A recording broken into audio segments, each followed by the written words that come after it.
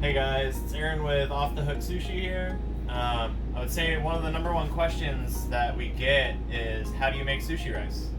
So let's do it. So we're using more commercial grade size than what you probably have at your house, but this is a Hominy California cow roast rice. They're calling it number one sushi grade. We've been using it on the truck for the last 2 years. Works out great for us. Probably work out great for you. You might see this at a restaurant that you go to. It's a tall soup container. I use this as a measuring device, and it gives me the same size. It gets old, I throw it away, get a new one, easy peasy. So what we're going to do is we're going to use a couple of these lines on here as measuring devices. So I like to fill the rice up to here and the water up to here, and that's the portions that I use. So we have a couple different rice cookers here. This is our main one. I like to use 5 of these.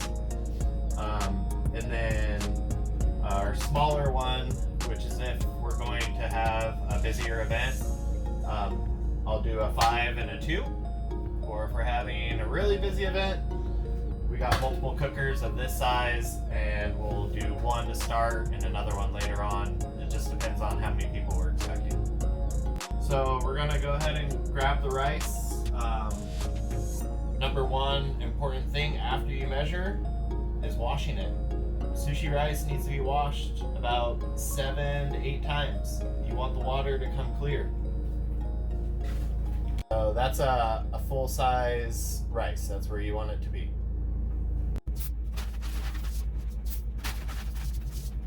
So now we're gonna wash this. This is a 8-quart container that I've customed and drilled holes into the bottom corner. So that way the water can come in, strain it, and go out at a speed that I like to wash it. Another thing that we have for our rice cooker is this netting. So this has to be soaked ahead of time before you actually use it. So we have this soaking in water. Pretty much just squeeze it out. What this helps do is not burn the very bottom of your rice. So we got our washed rice here. It's pretty boring, but it's needs to be done. We got to wash a lot of that starch off, or you'll end up with really mushy rice, and that's not good for sushi. You're trying to get a product that the individual rice kernels are still individual with a little bite, but not quite al dente, is what you're aiming for. I like to flip it all at once. It's a little loud. Get your net back up. Get all those kernels out. A couple of them aren't going to matter. Most likely they're probably duds anyways. Get your net on correctly, and then we're going to do water. Equal amounts of water, but up to that second line that I was talking about. Let's do it. And this is a correct level of water. 5.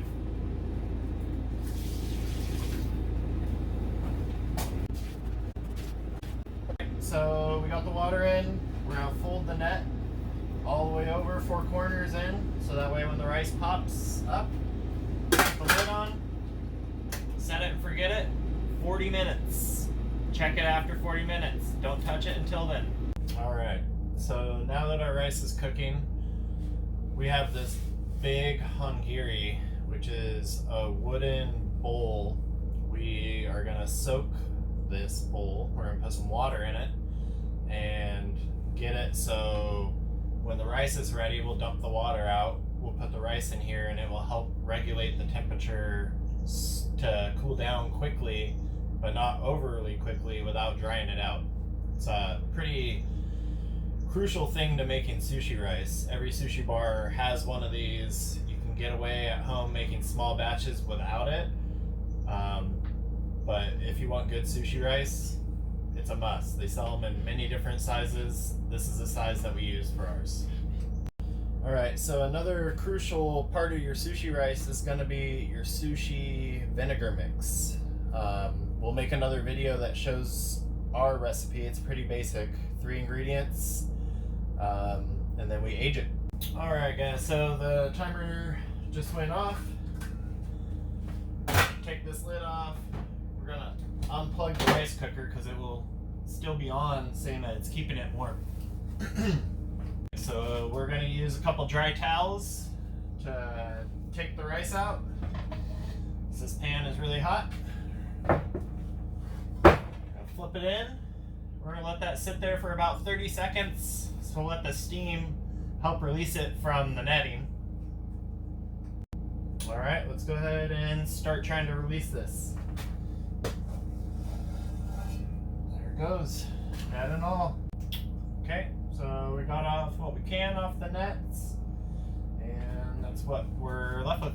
All right, so next crucial thing, paddle. We're going to chop our rice. We're gonna spread it out from the bundle that it was in as it cooked, spreading apart the rice gently without mushing. Chopping motions. You're just kind of pushing them apart from each other. Once we get this out, we're gonna add some vinegar while it's hot. Okay, here's our homemade sushi vinegar mix. 3-ingredient, basic. Follow the link. We're going to use the paddle, the rounded or flat side, and give kind of a waterfall effect as we go around with our hot rice. While we want this vinegar to be chopped in here while it's hot, so the steam on the rice will help evaporate the water and give us more of a vinegar seasoning on our rice.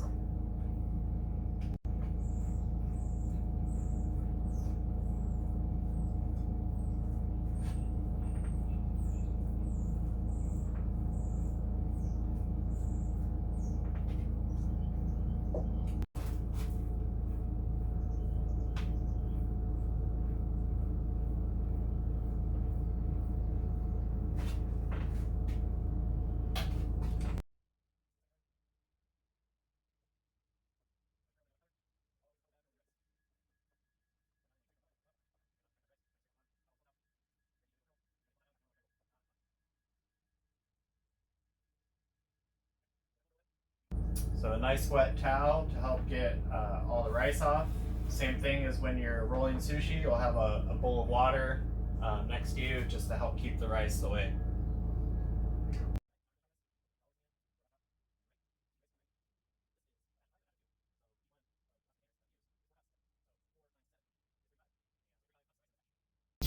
Alright, this is your finished sushi rice product.